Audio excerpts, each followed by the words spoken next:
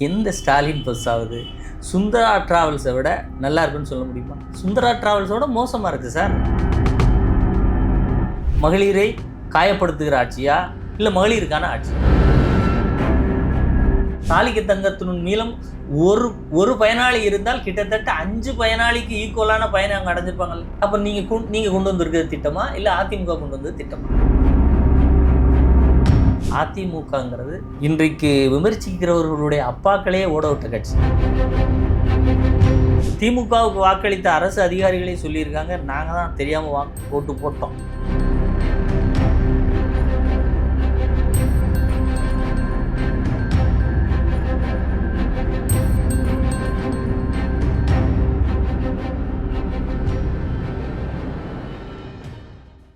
பேசு தமிழா பேசு நேர்களுக்கு வணக்கம். இன்றைய நேர்களுக்காக நம்முடன் இணைகிறார் அதிமுகவின் செய்தி தொடர்பாளரும் வழக்கறிஞருமான திரு அதி வீரராம பாண்டியன் அவர்கள். வணக்கம் சார். வணக்கம். திமுக எதிர்கட்சியாக இருக்கும்போது அதான் 4 லட்சம் மனுக்களை அந்த ஆட்சி காலத்தில் வாங்கப்பட்டது. ஆனால் இப்போ திமுக ஆட்சி நடத்துகிற இந்த 4.5 ஆண்டு காலத்தில் 1,05,00,000 மனுக்கள் பெறப்பட்டிருக்கதா முதல்வர் ஸ்டாலின் அவர்களே சொல்லியிருக்காரு. இது எப்படி பார்க்குறீங்க சார்? நிச்சயமாக சார், இது அவங்களே ஒரு கன்ஃபர்ஷன் ஸ்டேட்மெண்ட் கொடுத்த மாதிரி இருக்குது. எப்படின்னா, எடப்பாடியார் ஆட்சி மிக மிக சிறப்பான ஆட்சியாக இருந்தது. அந்த ஆட்சியில் வெறும் 4.5 லட்சம் மனுக்கள் தான் கோரிக்கையை எதிர்பார்த்து இருந்த மனுக்களாக இருந்தது. ஆனால் எங்கள் ஆட்சியில், அதாவது அந்த 4.5 லட்சத்தை 100 நாளில் சரி பண்ணிட்டாங்கன்னு அவங்க சொல்கிறத நம்பி கூட போவோமே. 4.5 லட்சத்தை சரி பண்ணிட்டீங்க. 4.5 லட்சம் சரி பண்ணதுக்கப்புறம் 1,05,00,000 மனுக்கள்னால் இப்போ உங்கள் ஆட்சியில் எவ்வளவு மக்கள் அவலப்பட்டிருக்கிறார்கள், அல்லல்பட்டிருக்கிறார்கள், அந்த அரசினுடைய தேவையை நோக்கி அவர்கள் திருப்பி விடப்பட்டிருக்கிறார்கள்னு பாருங்கள். அப்போ நீங்கள் சொன்னதில் மக்களின் மனுக்களை பெற்றதாக எதிர்க்கட்சி தலைவர் எடப்பாடியாருடைய ஆட்சி காலத்தில் பெற்றதாக சொல்லப்பட்ட மனுக்களினுடைய தன்மையும் பொய். நீங்கள் இப்போ சொல்கிறது பார்த்தீங்களா, இதை நாங்கள் பொய்ன்னு சொல்ல முடியாது. 1,05,00,000 மனுக்கள்ங்கிறது இதைவிட அதிகமான அளவில் மக்கள் இன்னும் மனதுக்குள் பல மனுக்களை வச்சுருக்காங்க சார். எங்கே போய் கொட்டுறதுன்னு இடம் தெரியாமல் துடிச்சிட்டு இருக்காங்க. அந்த அளவுக்கு தான் இந்த ஆட்சியுடைய அவலம் நடந்தது. எப்போவாவது மக்களை நோக்கி இந்த அரசு திரும்பி இருக்கா அப்படின்னு பார்த்தீங்கன்னா, அவங்க வீட்டு மக்கள் அவர்களுடைய உதயநிதியை இந்த 4.5 ஆண்டுகளில் எவ்வளோ அழகாக ப்ரமோட் பண்ணி கொண்டு வந்து ஒரு துணை முதலமைச்சராக்கியிருக்காரு. எந்த அடித்தட்டோ நடுத்தரமோ இல்லை உங்களுக்கு வாக்களித்த அரசாங்க ஊழியர்களோ, இப்படி எந்த ஒரு பகுதியில் உள்ள விளிம்பு நிலையில் மக்களோ விவசாயிகளோ இப்படி முன்னேறி இருக்கிறார்கள் அப்படிங்கிற ஒரு இவங்க வீட்டு முன்னேற்றத்தையும் மக்களுடைய முன்னேற்றத்தையும் பார்த்தீங்கன்னா, இவங்க வீட்டில் இருக்கிறவர்கள் கோடிகளாக சம்பாதித்துட்டு போயிட்டுருக்காங்க. ஆனால் மக்கள் கோடி கணக்கில் மனுக்களை கொடுக்குறாங்க. ஐயா எங்களையும் பாருங்கள், 1,05,00,000 மனுக்கள். சரி, இது 1,05,00,000 மனுக்களை வாங்கணும் தீர்த்தோம்னு சொல்லியிருக்கீங்க. அதுக்கப்புறம் இப்போ மனுக்களை வாங்குவதற்கும் தீர்ப்பதற்கும் புதிதாக 15 துறைகள் 16 துறைகள்னு போடுறீங்களே. அப்போ இந்த ஆட்சியே மொத்தம் எத்தனை துறைகள் வைத்திருக்கிற ஒரு ஆட்சி. இந்த அரசாங்கங்கிறதே என்ன சார்? ஒருங்கிணைந்து செயல்படக்கூடிய அமைச்சர்கள் எல்லோரும் இருக்கணும். அவர்கள் ஒரு மனு வருகிற போது அந்த மனுவை எடுத்து கொடுத்து சரி பண்ணணும். இந்த ஆட்சி காலத்தில் 1,05,00,000 மனுக்கள் இப்படி பரிதவிக்கப்பட்டு விட்டுருக்கு அப்படிங்கிறது ஒரு கருத்தாக எடுத்துக்கிட்டோம்னா, இனிமேல் நீங்கள் இத்தனை பேரை ஒருங்கிணைக்க போகிறேன் அப்படின்னு சொல்கிறது, அப்போ இன்னும் மக்கள் எவ்வளோ பேர் பேதலிச்சுட்டு இருக்காங்க. அப்போ நாம் இப்போ அதிமுக எதிர்க்கட்சி தலைவர் எடப்பாடியார் போகிற ஒவ்வொரு இடத்திலும் ஒரு விவசாயிகளை சந்தித்து பேசுகிற போது குறைகள் சொல்கிறாங்க, மாணவர்களை சந்தித்தா குறைகள் வருது, அரசு அலுவலர்களை சந்தித்தா குறைகள் வருது, பல தரப்பட்ட மக்களை சந்திக்கும் போது குறைகள் வருது. அப்போ இந்த குறைகள் எல்லாம் நம்மிடம் சொல்லுகிற போது அவர்கள் இவங்க சும்மா சொல்கிறாங்க, பார்த்தீங்களா இவர் என்ன சுந்தரா டிராவல்ஸில் போகிறாரு அப்படின்லாம் கிண்டல் பண்ணுறீங்கல்ல. உண்மையிலேயே அவரே சொல்கிறாரு, பெண்களுக்கு பஸ்ஸு விட்டால் அந்த பஸ்ஸை ஸ்டாலின் பஸ்ஸுன்னு சொல்கிறாங்களாம். எந்த ஸ்டாலின் பஸ் ஆகுது சுந்தரா டிராவல்ஸை விட நல்லா இருக்குன்னு சொல்ல முடியுமா? சுந்தரா டிராவல்ஸோட மோசமாக இருக்குது சார். நீங்கள் விலையில்லா பேருந்துன்னு நாங்கள் சொல்லுவோம் பயணம்னு, அவங்க இலவச பேருந்தும்பாங்க. அந்த பேருந்து எங்கேயாவது கண்டிஷனாக இருக்கா சார்? தினசரி ஒரு செய்தியை பார்க்கலாம். நீங்கள் விலையில்லா பேருந்தில் படிக்கட்டு உடைந்து விழுந்தது, போய்கொண்டு இருக்கும்போதே மகளிர் கீழே விழுந்தார். இது சுந்தரா டிராவல்ஸா? இல்லை எதிர்க்கட்சி தலைவர் மக்களின் குறைகளை தீர்ப்பதற்காக ஒரு பயணம் மேற்கொண்டிருக்கிறார். இன்றைக்கு லட்சக்கணக்கான கோடிக்கணக்கான மக்கள் அவரிடம் மனுக்களை கொடுக்குறாங்க சார். அவரை பார்க்குறாங்கன்னா என்ன அர்த்தம்? மனுக்கள் கொடுக்குறாங்கன்னு தானே அர்த்தம். இந்த ஆட்சியின் அவலத்தை கண் வழியாக சொல்கிறாங்க சார். பேப்பரில் எழுதி கொடுத்தா நீங்கள் இளைஞரணி மாநாட்டில் போட்டுடுறீங்க. இல்லைன்னா ஏதாவது பூட்டி வச்சுருக்கீங்க, சாவியை தொலைச்சிடுறீங்க. கேட்டால் நாங்கள் இவ்வளோ மனுக்களை தீர்த்துட்டோம் அப்படின்னு சொல்கிறீங்க. ஆனால் மனுக்கள் இந்த ஆட்சி காலத்தில் ஏழை எளிய விவசாய அது போன்ற அடித்தட்டு மக்களுடைய மனுக்கள் அவர்களுடைய மனங்களில் இன்னும் அப்படியே இருக்கக்கூடிய நீங்கள் தீர்த்ததாக சொன்னது அப்படிங்கிறதெல்லாம் எந்த மக்களிடமாவது மனு தீர்க்கப்பட்ட சந்தோஷத்தோடு ஒரு மனுஷனை தமிழ்நாட்டில் காமிக்க முடியும்? இல்லை, 1 கோடி மனுக்களை 8 மாதத்தில் தீர்த்திட முடியுமா சார்? நிச்சயம் சார். அதான் அதுக்குண்டான அலுவலர்களுடைய தேவையை பாருங்கள் ஒன்று. அடுத்து அதற்கான காலம், ஒரு மனுவுக்கு இத்தனை நிமிஷம்னு எடுத்து வச்சுக்கோங்க சார். 1 கோடி இவ்வளோ இதை தீர்க்க முடியுமா அப்படிங்கிற அந்த கேள்வியை தெளிவாக எடுத்து வச்சுக்கோங்க. அடுத்து 1 கோடி மனுக்களில் சார் ஒரு சின்ன, இப்போ நான் ஏதோ ஒரு பரிந்துரைக்கோ அல்லது ஒரு விண்ணப்பிக்கிறேன், அங்கே எதிர் விண்ணப்பம் வந்தாலோ அல்லது எதிர் கோரிக்கை வந்தாலோ இல்லை எனக்கும் உரிமை இருக்கிறதுங்கிற ஒரு எதிர்நிலைப்பாடு வந்தாலோ உங்களால் தீர்க்க முடியுமா? தீர்க்க முடியாது. அப்படி வருகிற போது நீதிமன்றம் தான் அதற்கு உரிய இடம். அப்போ இப்படி இருக்கிற இடத்தில் நீங்கள் 1,05,00,000 மனுக்களை தீர்த்ததாக சொல்கிறது என்ன சொல்கிறாங்கன்னா சார், டிஸ்போஸ்ட் அப்படின்னு சொன்னால் தீர்த்ததா அர்த்தமா? இப்போ நீட் தேர்வுக்கு கையெழுத்து வாங்கி கொட்டினாங்களே, அது மாதிரி அது மாதிரி ஒரு மனு எடுத்து நீங்கள் உரிய துறையை அனுப்பவும், நீங்கள் நீதிமன்றத்தை நாடவும், உங்களுக்கு எதிராக ஒரு மனு வந்திருப்பதால் இங்கே எங்களால் தீர்க்க முடியாது, இதெல்லாம் தீர்வு. இதுக்கு 1,05,00,000 கணக்குன்னா, அப்போ இந்த ஆட்சி காலத்தில் நீதிமன்றத்தை நாடி மக்கள் செல்ல வேண்டியதும், இல்லை உங்களுக்குள்ளே சண்டை இருக்குது சண்டையை தீர்த்துட்டு வாங்கன்னு சொல்கிறதும் கோடிக்கணக்கில் விரவி கிடக்கிறது அப்படிங்கிறது தானே பொருள். சார், இவங்க தேர்தலுக்காக இப்படி ஒரு ஸ்ட்ராட்டஜி, இவ்வளோ மனுக்கள் அவ்வளோ மனுக்கள்னு சொல்லும்போது அதுக்குள்ளே இயல்பாக இருக்கிற உண்மைத்தன்மை வெளியே வந்துடுச்சு. இப்போ நீங்கள் கேள்வியில் மிக தெளிவாக கேட்டீங்க, இவ்வளோ நாட்களில் இத்தனை மனுக்களை தீர்க்க முடியுமா அப்படின்னு. இவங்க சொல்கிற எல்லா நேரேஷனுக்கு பின்னாலும் இப்படி ஒரு சின்ன கேள்வியை கேட்டு பாருங்கள், இது எவ்வளோ அப்பட்டமான பொய் அப்படிங்கிறது தெரியும். முதல்ல இந்த 10,000 முகாம்கள் நடக்க போகிறதா சொல்கிறாங்களா சார்? அந்த முகாம்களுக்கு மக்கள் தாமாக முன் வந்து கலந்துக்க வாய்ப்பு இருக்கா? இல்லை சார், ஒன்றும் இல்லை சார். இப்போ நீங்கள் நுளம்பூரில் ஒரு முகாம், ஒரு ஆஃபீஸ் திறந்து வச்சுருக்காங்க சார், அந்த கம்பைன்டு ரிஜிஸ்டர் ஆஃபீஸ்க்கு கீழே. நான் போய் நேற்று அங்கே ஒரு 2-3 ரிஜிஸ்ட்ரேஷன் விஷயமாக அங்கே ஒரு பணிக்கு நிமித்தமாக போயிருந்தேன். அந்த ரூமில் இன்னும் ஒருத்தர் கூட போகல சார். நான் போனதை பார்க்கல. இது எதற்கு? இந்த நாடகம் எதற்கு? ஏதோ மக்கள் மீது அக்கறை இருக்கிற மாதிரி. நான் இன்னொன்று சொல்கிறேன் சார், மக்கள் மீது அக்கறை இருப்பதாக இருந்தால் நீங்கள் 4,50,000 மனுக்களை தீர்த்ததாக சொன்னீங்கல்ல, சொன்ன அடுத்த நிமிஷமே இதே மாதிரி ஒவ்வொரு அலுவலகத்தை போட்டிருக்கலாம்ல மக்களை குறை தீர்ப்பதற்கு. இந்த 4,50,000 மக்கள் குறையில்லாமலாவது இருந்திருப்பாங்கல்ல. ஆனால் இப்போ அப்படி ஒரு 4,00,000 மக்களே அதை கண்ணில் காட்டியிருக்கணும் ஒன்று இல்லை.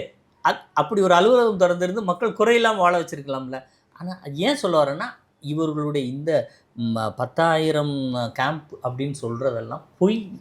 தேர்தலுக்காக, இந்த தேர்தலுக்கு பின்னாடி ஏற்கனவே நம்ம தேர்தலுக்கு முன்னாடி வாக்குறுதி கொடுத்தோம். அந்த திமுக கொடுத்த வாக்குறுதி ஒன்றை கூட நிறைவேற்றலை. இப்போது மறுபடியும் ஒரு பொய்யை எடுத்துகிட்டு போனால் கண்டுபிடிச்சிருவாங்கல்ல. மக்கள் எப்போதுமே ஏமாந்துக்கிட்டு இருக்க மாட்டாங்க. அப்போ மக்களை ஏமாற்றுவதற்கு புதுசாக ஒரு ஸ்ட்ராட்டஜியை கண்டுபிடிக்கணும். அது இப்போவே ஆரம்பிச்சுட்டா என்ன, தேர்தலுக்கு முன்னாடியே ஆரம்பிச்சிருவோம்.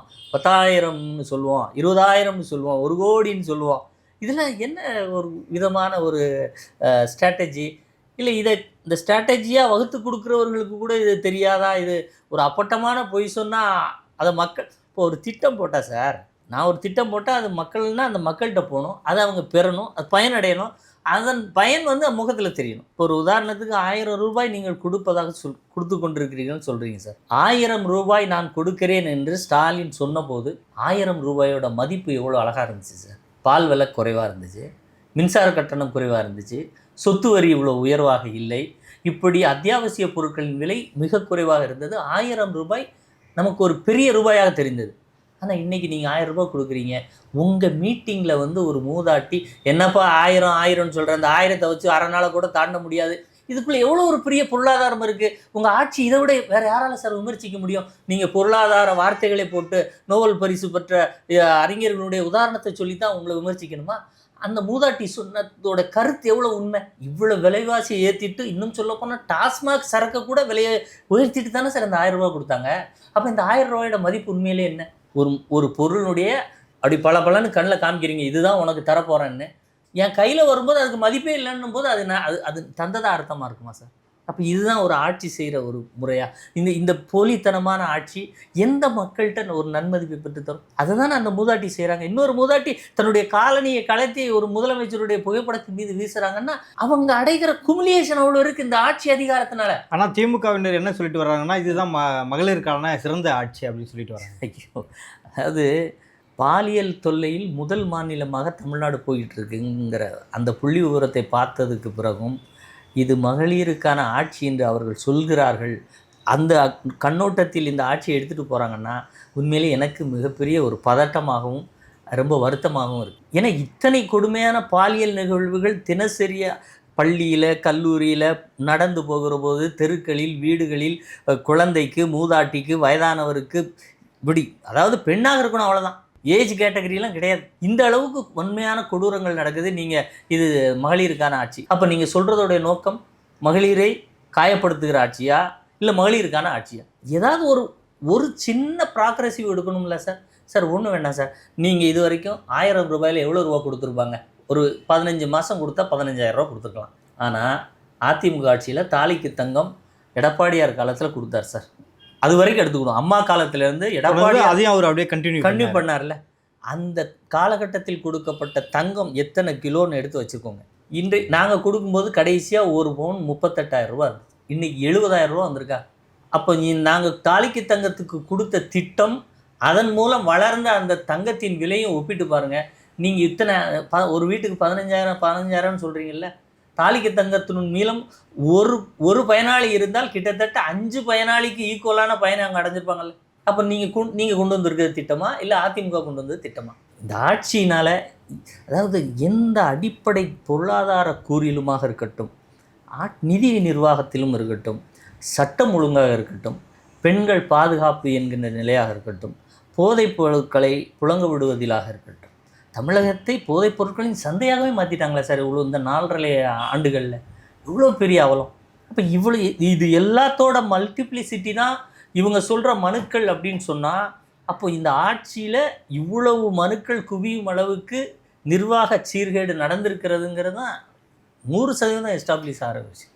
பாஜக அதிமுக கூட்டணி அமையும் போது ஸ்டாலின் அவர்கள் தூக்கத்தை இழந்து விட்டார், அதனால் டெய்லி ஏதாவது புலம்பிகிட்டே இருக்காரு அப்படின்னாங்க இபிஎஸ் அவர்கள் ஒரு ஸ்டேட்மெண்ட்டை கொடுத்துருந்தார். ஆமாம், 2 கட்சிகள் இணையும் போதே இப்போ வலுவான கூட்டணியாக ஃபார்ம் ஆகிடுச்சா சார்? சார் நிச்சயமாக சார். ஏன்னா திமுகவில் பார்த்தீங்கன்னா அத்தனை கட்சிகள் இருக்குது. நிச்சயமாக. ஸோ அவங்க தொடர்ந்து பார்த்தீங்கன்னா அங்கேருந்து இந்த கூட்டணியை விமர்சனம் பண்ணிக்கிட்டே தான் இருக்காங்க. வலுவான கூட்டணியாக ஏன் விமர்சனம் பண்ணணும் அவங்க? கண்டிப்பாக இல்லைப்பா. அதிமுக பிஜேபி கூட்டணியை குறித்து திமுகவினரும் மற்ற கட்சியினரும் சொல்லுகிற விமர்சனங்களை முதல்ல பார்த்துக்கணும். அவங்க கூட்டணி ஆட்சின்னு சொல்கிறாங்க, அப்போ ஆட்சிக்கு வரப்போகுதுங்கிறத முதல்ல கன்ஃபார்ம் பண்ணிட்டாங்க. அது தனித்த ஆட்சியாக கூட்டணி ஆட்சியாங்கிறதெல்லாம் இப்போ திமுகவுக்கும் மற்ற கட்சிகளுக்கும் சந்தேகம் இல்லையா? இப்போ அவங்க வைக்கிற கோஷமே அதுதானே. அமித்ஷா கூட்டணி ஆட்சின்னு சொல்கிறாரு, எடப்பாடியார் தனித்த ஆட்சின்னு சொல்கிறாரு. அப்போது இதில் அவங்களுக்கு தெளிவானது கூட்டணியாக தனித்த ஆட்சியாங்கிறத கேட்குறாங்க. அப்போ ஆட்சி அமைக்க போகிறது அதிமுகங்கிறதுல எந்த மாற்று கருத்தும் அவர்களிடம் இல்லை. ஆனால் என்ன ஆட்சி அமைக்க போகிறீங்கன்னு ரொம்ப ஆர்வத்தில் இருக்காங்க. அப்படிங்கிற விமர்சனமாக தான் நம்ம இதை பார்க்க முடியும். அதாவது சார், ஒரு கூட்டணியில் ஒரு கட்சி எத்தனை வலிமையோடு இருக்கிறது அப்படிங்கிறத முதல்ல பார்க்கணும். அதிமுகங்கிறது இன்றைக்கு விமர்சிக்கிறவர்களுடைய அப்பாக்களே ஓட விட்ட கட்சி என்ன. அதே மாதிரி இதே அதிமுகவை சத்துணவு தந்த சரித்திர நாயகன் புரட்சி தலைவர் என்று மக்கள் எல்லாம் போற்றி கொண்ட இந்த புரட்சி தலைவரின் ஆட்சியை அகற்றுவதற்கு காங்கிரசுடன் மெஜாரிட்டிக்கு குறைவான 112 சீட்டுகளோடு தொகுதி பங்கீடு செய்து தேர்தலை சந்தித்த கட்சி திமுக. ஆனால் அதிமுகவை பார்த்து இன்றைக்கு அவர்கள் பார்த்தீங்களா அவங்க சாப்பிட்ருவாங்க, இது பண்ணிடுவாங்க, இதெல்லாம் நடக்குமா அதிமுகட்ட? அதிமுகவின் ஓட்டு வங்கி என்பதும் அதிமுகவோடு மக்கள் கொண்டிருக்கிற பிணைப்பு என்பதும் அது வேறு லெவல். அதை இவர்கள் புரியாமல் கூட்டணி பிஜேபியோடு கூட்டணி சேர்ந்ததுலேருந்து மற்ற கட்சிகள் தூக்கத்தை இழந்துட்டாங்கங்கிற மாதிரி நம்ம சொல்லலாம் சார். ஒரு ஆட்சி செஞ்சுக்கிட்டு இருக்கிற கட்சி, நாங்கள் இந்த திட்டங்களை கொடுத்தோம், எங்களுடைய திட்டங்களினால் மக்கள் உலகாங்கிதம் அடைந்திருக்கிறார்கள், பெரும் வெற்றியை தருவார்கள்னு சொல்லிட்டு போவாங்கங்கிறது இயல்பான அரசியல்.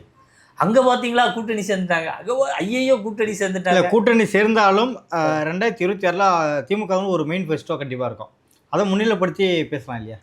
அதை அப்படி அவங்க அந்த அந்த இடத்துக்கு போகல. இந்த அதிர்ச்சியில் இன்னும் மீளலை சார். நீங்கள் அதிமுகவுக்கு ஒரு கட்சி அடுத்து எக்ஸ்ட்ரா வந்தால் கூட அவங்களால ஒரு 10 நாளைக்காவது சாப்பிட முடியாது, தூங்க முடியாது. அந்த நிலைக்கு தான் அவங்க போயிருக்காங்க.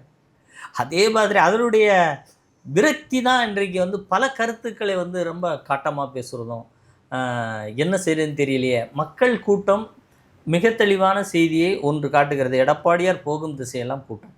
அரசியல் நன்கு தெரிந்தவர்களுக்கு, தொடர்ந்து மக்களை போய் பார்த்தவர்களுக்கு, தேர்தல் பயணங்களில் சென்று வந்தவர்களுக்கு மிக தெளிவாக தெரியும். இது போன்று ஒரு எதிர்க்கட்சி தலைவருக்கு தேர்தல் இன்னும் 8-10 மாதங்கள் இருக்கிற வேளையில் கூட்டம் கூடினால் அது வருகிற தேர்தலில் அவர்களுக்கு வெற்றியை மக்கள் கொடுக்க போகிறார்கள் என்கின்ற அந்த சமிக்கை என்பது அரசியலை நன்கு அறிந்தவர்களுக்கு தெரியும். அந்த அடிப்படையில் தான் இவங்க மீண்டும் கூட்டணி வரும், இன்னொரு கட்சி வரும்னு சொன்னவுடன் இன்னொரு 4 நாள் தேடிக்கிட்டு இருப்பாங்க. யார் யார் யார் யார் போயிடுவாங்களோ, அதிமுக கூட்டணி வந்துருச்சுன்னா என்ன பண்ணுறது அப்படின்னா. இயல்பிலேயே அதிமுக தமிழ்நாட்டில் பெரிய கட்சி சார். அதனுடைய கூட்டணி சேர்ந்திருக்கிறார்கள். சட்டமன்ற தேர்தல் என்பது உண்மையிலேயே அதிமுகவுக்கான ஒரு பெரிய களம். அந்த களத்தில் இதுவரை அதிமுக எப்போதும் தன்னுடைய முத்திரையை பதிக்க தவறியது கிடையாது. அதிமுகவின் மீது எந்த ஒரு மிகப்பெரிய எதிர்ப்பு என்பதும் கிடையாது. சரி, இந்த முறை ஸ்டாலின் தலைமையில் ஆட்சி அமைக்கப்பட்டதற்குமான வாக்கு வித்தியாசம் என்ன என்று திமுகவுக்கு வாக்களித்த அரசு அதிகாரிகளே சொல்லியிருக்காங்க. நாங்கள் தான் தெரியாமல் ஓட்டு போட்டோம். ஒரு 1,83,000 ஓட்டில் தான் நீங்கள் உட்கார்ந்துருக்கீங்க ஸ்டாலின். நீங்கள் உங்கள் தனி செல்வாக்குலேயோ இல்லை மக்கள் சக்தியிலையோ நீங்கள் உட்காரலை. வெறும் 1,83,000 ஓட்டு. அதனால் நீங்கள் ரொம்ப எங்களை உதாசீனப்படுத்துகிற வேலையெல்லாம் வச்சுக்காதீங்கன்னு ஓட்டு போட்ட மக்களே கேட்க ஆரம்பிச்சிட்டாங்க. அப்போ இந்த ஆட்சி மாற்றம்ங்கிறது இவ்வளோ ஒரு குறைவான வாக்குகளில் நடந்திருக்கிற போது திமுகவினுடைய பயத்திற்கு எவ்வளவு பெரிய அளவு இருக்குன்னு நீங்கள் யோசிப்பாங்க. சில நாட்களுக்கு முன்னாடி உயர்நீதிமன்றம் ஒரு கருத்தை சொல்லியிருந்தாங்க. காவல்துறை உயரதிகாரிகள் சரியாக பணியாற்றலாம், தாமாக முன் நடவடிக்கை எடுப்போம் அப்படின்னு சொல்லியிருக்காங்க. எப்படி பார்க்குறீங்க சார்? நிச்சயமாக இது யாருக்கான ஒரு பேரிடி சார்? காவல்துறையை சொல்வதும், காவல்துறை உயர் அதிகாரிகளை சொல்வதும், அதை நிர்வகிக்கிற, அதை கட்டுப்படுத்த வேண்டிய காவல்துறையின் அமைச்சர் முதலமைச்சர் ஸ்டாலின் அவர்களை நேரடியாக சொல்வதாகத்தான் இது அர்த்தம். ஏன் அப்படி சொல்கிறீங்கன்னா, நீதிமன்றம் இந்த சமீப காலங்களில் பல இடங்களில் வேதனைப்பட்டிருக்கிறது. அண்ணா பல்கலைக்கழக விவகாரத்தில் நீதிமன்றம் வேதனை, பேப்பரில் நம்ம படிச்சிருக்கோம். கள்ளக்குறிச்சியில் 69 பேர் இறந்ததில் நீதிமன்றம் the police was acted in action அப்படின்னு சொல்கிறாங்க. எந்தவித செயலும் அற்றிருந்தார்கள் அப்படின்னு சொல்லி அவங்களுடைய கருத்தை பதிவு செஞ்சாங்க. ஒவ்வொரு பெண் குழந்தைகள் பாதிக்கப்படும் போதும் நீதிமன்றம் தன்னுடைய வேதனையை தெரிவிச்சிட்டு இருக்கு. அஜித்குமார்லேயும் மிக காட்டமான விமர்சனங்களை வைத்தது. நீதிமன்றத்திற்கு போய் நீதிமன்றம் அந்த ஒரு துணியை எடுத்த பிறகு தான் இவங்க ஐயையோ பதறி போய், அதுக்கு முன்னாடி ஒரு ஜீவெல்லாம் விட்டுருந்தார். அந்த ஜீவெல்லாம் என்னாச்சுன்னு தெரியல. சிபிஐக்கு நாங்கள் இங்கே வழக்கை விசாரிக்க அனுமதிக்க மாட்டோம் அப்படின்னு கொடுத்த ஸ்டாலின் அதெல்லாம் வாங்கிட்டு சாரி சொல்லிவிட்டு சிபிஐக்கு அனுப்பிட்டார். இப்போ இது எல்லாம் என்னென்னா, இந்த காவல்துறை தான் முன்வைத்த கருத்துக்களையும் அதனால் நிலைநிறுத்த முடியல. மக்களை பாதுகாக்கக்கூடிய அளவில் இந்த காவல்துறையை நிர்வகிப்பதற்கு காவல்துறை அமைச்சர் தவறியிருக்கிறார். நீதிமன்றங்கள் நீங்கள் குறிப்பிட்டது போல தொடர்ந்து இது போன்ற வேதனையை வெளிப்படுத்துகிறது. காவல்துறையினர் எடுக்க வேண்டிய நடவடிக்கை சம்பந்தப்பட்ட விஷயங்களில் மட்டும். அப்படி பார்க்குற போது சார், இன்னும் சொல்ல போனால் போதைப் பொருட்களுடைய நடமாட்டம், இதற்கு முழு பொறுப்பு யார்? இதை கட்டுப்படுத்த வேண்டியது யார்? உடனே எல்லா விவாதங்கள்லேயும் டிபேட்லேயும் திமுக கூட்டணி கட்சிக்காரங்க இருந்தாங்கன்னா இதெல்லாம் குஜராத்தில் இறங்குதும்பாங்க, குஜராத் துறைமுகத்தில் வந்தும்பாங்க. அங்கே வருது, அங்கேருந்து தமிழ்நாட்டுக்குள்ளே எப்படி வருது? அங்கேருந்து குஜராத்துக்குள்ளே வருது. அங்கே அந்த எல்லையை தாண்ட விட்டுட்டாங்க பாவம். அங்கே உள்ள போலீஸ் முடியல. நாம் ஸ்காட்லாந்துக்கு நிகரான போலீஸு, காவல்துறை மெக்கானிசத்தை நான் காவல்துறையினரை நான் தப்பு சொல்ல. ஆனால் அதை நிர்வகிக்க தவறுகிற போது அதற்குள் இத்தனை விஷயங்கள், இவ்வளவு போதைப் பொருட்கள். சார், இதற்கு முன்னால் நாம் கேள்விப்படாத போதைப் பொருட்களாக இருக்க பேர் கூட என்னால் இப்போ சொல்ல முடியல. கொக்கைங்கிறாங்க, அதுங்கிறாங்க. நேற்று சொன்ன போதைப் பொருள் பழைய பொருளாக இருக்குது, இன்றைக்கி வேறு ஏதோ ஒரு புது பொருளுங்கிறான். சாக்லேட்னு சொன்னால் கூட போதைப் பொருள் மாதிரி ஆகிற நிலைமைக்கு இன்றைக்கு வந்திருக்குன்னா, இல்லை இந்த சந்தையை தேர்ந்தெடுக்கிறாங்க பார்த்தீங்களா? ஒரு ஒரு போதைப் பொருள் கடத்துபவர்கள் தமிழகத்தை போதை சந்தையாக மாற்ற முடியும், மாற்றலாம், அதற்கான வழி இருக்கிறது, அது இப்போது திமுக ஆட்சி நடந்து கொண்டிருக்கிறது, ஈஸியாக வந்து பண்ணலாம் அப்படிங்கிற எண்ணம் கன்வே ஆகுதுல்ல. அப்போம்னா என்ன அர்த்தம்? அப்போ சட்டம் ஒழுங்கை உங்களால் சரியாக நிர்வகிக்க தெரியவில்லைங்கிற விஷயம் மிக தெளிவாக வெளியே வருதா? இதற்கு வந்து எக்ஸிபிட்ஸோ இல்லை எடுத்துக்காட்டுகளோ வேண்டாமே சார். யார் ஆட்சி காலத்தில் என்ன நடக்குது, என்னென்னலாம் நடக்குது? நீங்கள் எங்கேயாவது ஒரே ஒரு முகாம் போதைப் பொருட்களை நாங்கள் ஒழித்தே தீர்வோம் 2.0 3.0 எத்தனை போடுறீங்க, ஆனால் வர்ற வால்யூமு 1.0வில் முடிஞ்சு 2.0வில் பிடிச்சதை தாண்டி 3.0வில் பிடிக்கிறத தாண்டி வால்யூம் அதிகரிச்சுக்கிட்டே தானே சார் இருக்குது. அப்போ உங்கள் மீது பயம் இருக்கா இல்லையா? ஏதோ இது படத்துக்கு ஃபஸ்ட்டு ஹீரோ நடித்த படம் 50 நாள் ஓடுது, அடுத்த 100 நாள் ஓடுது, அவரே நடிக்கிறார் 150 நாள் ஓடுற மாதிரி இந்த ஆட்சியில் 5 கிலோ பிடிக்கிறாங்க, 10 100 200 டன்னு இவ்வளோ போய்கிட்டு இருக்கு. தடுத்து நிறுத்துறதுக்கு எங்கேயாவது நடவடிக்கை எடுத்துருக்கீங்களா? எங்கேயாவது தடுத்து? அதே மாதிரி சார், நீங்கள் இந்த கஞ்சா வழக்குகளில் போடுற எஃப்ஐஆரை எடுத்து பாருங்கள். அவ்வளவு ஒரு அது மனசே ஏற்றுக்காது. எப்படின்னா, ஒரு நபர் இருப்பாராம், அவரை போய் பார்த்து செக் பண்ணுவாங்களாம், அவங்கக்கிட்ட 5 கிலோ கஞ்சா இருக்குமா, விற்றவர் யாருன்னு சொன்னால் யாரோ பெயர் தெரியாதோட வாங்கினார். சார், நான் சேலஞ்சாக சொல்கிறேன், நீங்கள் கஞ்சா கேஸ் எல்லா கேஸையும் எஃப்ஐஆர் எடுத்து செக் பண்ணுங்கள். விற்பவர் யார் என்கின்ற விவரம் தெரியாது, யாரோ ஒரு ஊரில் அவர் வாங்கினார். இப்படி இத்தனை எஃப்ஐஆர்களிலும் விற்பவர் தெரியாமலேயே தமிழ்நாட்டில் விற்றுக்கிட்டு இருக்காங்கன்னா, அப்போ இந்த தமிழ்நாட்டில் சட்டத்தின் ஆட்சி என்ன நடக்குது? இப்போ ஒரு 10 எஃப்ஐஆர் பார்த்து எனக்கே இப்படி தெரியுது சார்.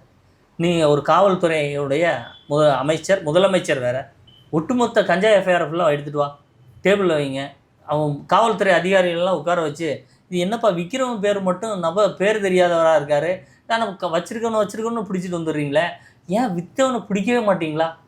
ஹோல்சேலில் வந்து பிடிக்க மாட்டிங்களா? இல்லை ஹோல்சேலர் எங்கேயாவது திமுக அடையாளத்தோடு இருக்கானா, பக்கத்தில் இருக்கானா? இந்த சந்தேகம் இப்போ எங்களுக்கு வருது இல்லை சார். ரிவ்யூ மீட்டிங்னா என்ன சார் ரிவ்யூ பண்ணுவீங்க? எவ்வளோ வழக்குகள் பதிவாகுது, என்ன தன்மையோடு பதிவாகுது? அப்போ ஏன் ஒரிஜினலாக இந்த சரக்குகளை ஒவ்வொருத்தருக்கும் கொடுக்குறவனை ஏன் பிடிக்க முடியல உங்களால்? கடந்த அதிமுக ஆட்சியில் ஜெயலலிதா அவர்கள் இருக்கும்போது காவல்துறை உயரதிகாரிகளோட கண்டிப்பாக ஒரு மீட்டிங் நடக்கும். ஆனால் இந்த ஆட்சியில் எதுவும் நடந்த மாதிரி எதுவும் தெரியல சார். இந்த ஆட்சியில் வந்து நீங்கள் கேட்டிங்கன்னா ஏதாவது கணக்கு நாங்கள் வீடியோ கான்ஃபரன்சிங்கில் இத்தனாம் தேதி போட்டோன்னு சொல்லுவாங்க. இன்னும் முதலமைச்சர் அப்படி போட்டாங்கன்னா சட்டம் ஒழுங்கு இங்கே கட்டுக்குள்ளே வந்து அதுக்கு ஒரு சிறந்த உதாரணம் இருக்குது சார். மரக்காணத்தில் முதல் முறையாக கள்ளச்சாராயம் குறித்து இறக்கிறார்கள் திமுக ஆட்சியில். கள்ளக்குறிச்சி சம்பவத்துக்கு 1 வருடத்திற்கு முன்பாக. உடனே முதலமைச்சர் வந்தார், நான் வாரத்துக்கு ஒரு முறை ரிவ்யூ மீட்டிங் போடுவேன், எல்லாரோடும் பேசுவேன், கள்ளச்சாராயத்தை ஒழிக்காமல் விட மாட்டேன் அப்படின்னார். அதிலிருந்து 1 வருஷம் கழித்து 69 பேர் இறந்தாங்க சார். அப்போ இந்த 1 வருஷத்தில் எத்தனை வாரங்கள் இருக்கும்? அத்தனை வாரங்களில் நீங்கள் எத்தனை ரிவ்யூ மீட்டிங் நடத்தியிருப்பீங்க? அத்தனை ரிவ்யூ மீட்டிங்க்கு அப்புறமும் 69 பேர் இறக்கக்கூடிய அளவில், அதுவும் அதிமுக அங்கே இருக்கக்கூடிய அதிமுக எம்எல்ஏ கலெக்டரிடம் மனு கொடுக்குறார், காவல்துறையிடம் மனு கொடுக்குறார். அது போதாதென்று சட்டமன்றம் நடந்து கொண்டு இருக்கிறது, எதிர்க்கட்சி தலைவர்கிட்ட போய் ஒப்புதலை பெற்று சபாநாயகர்கிட்ட கொடுக்குறார். இந்த மாதிரி இந்த இடத்துல கள்ளச்சாராயம் விற்கிறாங்க. அந்த கள்ளச்சாராயம் விற்கப்பட்ட இடத்துக்கு அருகில் நீதிமன்றம் இருக்கிறது, கலெக்டர் ஆஃபீஸ் இருக்கிறது, காவல்துறை டிஎஸ்பி ஆஃபீஸ் இருக்கிறது. அங்கே குடித்து போட்ட பாக்கெட்டுகள் சிதறி கிடக்குது. இது எல்லாம் கண்ணுக்கு தெரியாத 1 வருட ரிவ்யூ மீட்டிங் நடத்திருக்கீங்கன்னா உங்களுடைய மீட்டிங்களுடைய வேல்யூ தான் என்ன சார்? அப்படி நடந்ததா சொன்னது எங்கேயாவது? அப்படி நடந்ததுக்கப்புறம் ஏதாவது நமக்கு அந்த குறைவு எங்கேயாவது தென்படுதா? ஒன்றும் இல்லை சார். இப்போ பாலியல் தொந்தரவு சொன்னோம், பள்ளிகளில் பாலியல் தொந்தரவு சொன்னோம். உடனே என்ன, கொஞ்ச நாள் பள்ளிக்கல்வித்துறை அமைச்சர் ஒரு நாள் மீட்டிங் போட்டாங்க, நாங்கள் இது வந்து நிறைய அதிகரித்த மாதிரி தெரியுது, அதனால் ஒரு ரிவ்யூ மீட்டிங் போட்டிங்களே, அதோடைய அவுட்கம் என்ன, அது தடுப்பதற்கு என்ன நடவடிக்கை எடுத்திருக்கீங்க, இன்னென்ன ஸ்ட்ரிக்டாக வேறு அந்த ரிவ்யூ மீட்டிங்கோடைய அடுத்த கட்டம் என்ன சார்? இது வரைக்கும் எதாவது தெரியுதா நமக்கு? ஒன்றுமே இல்லையே. ஆனால் டாஸ்மாகில் இடி ரைடு நடக்குது, 1000 கோடிங்கிறாங்க. சம்பந்தப்பட்டவர்கள்லாம் உதயநிதி ஸ்டாலினுடைய நண்பர்கள், ஒரு சில வரையில் உறவாகவும் வருகிறதுன்னு தெரிஞ்ச உடனே ஓடோடி மோடியை போய் சந்திக்க போகிறீங்க. கேட்டால் இல்லைண்ணா நிதி வாங்க போகிறோம். நீங்கள் கடந்த 3 வருஷமாக ஏன் போகலைன்னா, இல்லை அதெல்லாம் வந்து எங்களுக்கு ஏற்கனவே திட்டமிடப்பட்ட பணி இருந்துச்சு. என்ன பணி இருந்துச்சு? இல்லை, எங்கள் தந்தையார் கருணாநிதிக்கு பிறந்தநாள் கொண்டாட வேண்டியது. ஏங்க பிறந்தநாள் கொண்டாடுற நிகழ்ச்சியை தள்ளி வச்சதே இல்லையா தலைவர்கள்? பிறந்தநாளை மட்டுமா கொண்டாடுறீங்க? 30 நாள் கொண்டாடுறீங்க, வருடம் ஃபுல்லாக கொண்டாடுறீங்க, ஏன் 2 நாள் கழித்து கொண்டாடுறது? சரி, உங்கள் கருணாநிதியின் பிறந்தநாளை கொண்டாடுவதற்கு நிதி எவ்வளோ சார் செலவழிச்சிருக்கீங்க? தமிழ்நாட்டுக்கு நாம் வர வேண்டிய நிதி அளவுக்கு நீங்கள் ஃபங்க்ஷன் வச்சிங்களா? அப்போ தமிழ்நாட்டுக்கான நிதி ஆதாரத்தை கடந்த 3 ஆண்டுகள் ஏன் போகலன்னு கேட்டால், அவர் ஒரு தடவை நிதியமைச்சருக்கு ஏதோ சொந்தக்காரங்களுக்கு வளைகாப்பு இருந்தோம்னு சொன்னாங்களே, எவ்வளோ கேள்வி கொடுத்து. தமிழகத்துக்கு வர வேண்டிய நிதி ஆதாரங்கிறது ஒரு வருடத்திற்கான நிதியை நம்ம போராடி பெற வேண்டிய விஷயம் இல்லையா? அதுக்கெல்லாம் போக மாட்டேங்கிறீங்க. இடி ரெய்டு நடக்க போனீங்க, சரி போனாங்க, நாங்கள்லாம் கேட்டோம், என்ன சொன்னீங்க? இல்லை நாங்கள் நிதி வாங்கத்தான் போனோம். நிதி ஏதாவது வாங்கினீங்களா? எவ்வளோ நிதி நான் கேட்டிருக்கேன்னு ஏதாவது பேப்பரில் எதுவும் நீங்கள் படிச்சிங்க? நான் படிக்கலை. போனாருன்னு தான் படித்தோம். அங்கே போய் என்ன பேசினார், இவர் பேச விட்டாங்களா, எவ்வளோ நிமிஷம் பேசினார், ஏதாவது எனக்கு தெரியல. ஆனால் போய் இப்படி நீங்கள் எந்த ஒரு நீங்கள் மீட்டிங்னு சொல்கிறதா இருக்கட்டும், இல்லை நாங்கள் அங்கே போய் பார்க்குறோன்னு சொல்கிறதா, அங்கே போய் பார்ப்பாங்க, பேசுவாங்க, சரியாகிறோம். இங்கே வந்தோடனே பார்த்தீங்களா மத்திய அரசு ஒன்றும் செய்யலை. மத்திய அரசு ஒன்றும் செய்யவில்லை. ஆனால் போராடி பெற வேண்டியது யாருடைய வேலை? உடனே கூட்டணி வச்சோடனே அந்த வந்துட்டார், கூட்டணி வச்சார் எடப்பாடியார், நீங்கள் போய் வாங்கிட்டு வாங்க, முதலமைச்சர் பதவி என்கிட்ட கொடுங்க, நான் போய் வாங்கிட்டு வரேன்.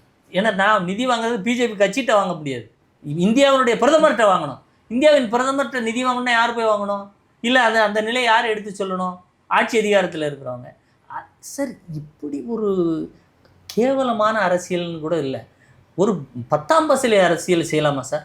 நீங்கள் எதிர்க்கட்சி தலைவரை பார்த்து நீங்கள் கூட்டணியில் இருக்கீங்க, போய் பேசி வாங்கிட்டு வாங்கன்னா, கையால் ஆகாமல் நாங்கள் போய்விட்டோம்னு நீங்களே சர்டிஃபை பண்ணிக்கிறீங்களா? உங்களை நடப்பு அரசியல் குறித்து பல்வேறு கருத்தில் பற்றி மிக்க நன்றி சார். வணக்கம். குரு ராகு இல்லாமல் ஒருத்தனால இன்டர் காஸ்ட் மேரேஜ் பண்ண முடியாது, கலப்பு திருமணம் பண்ண முடியாது.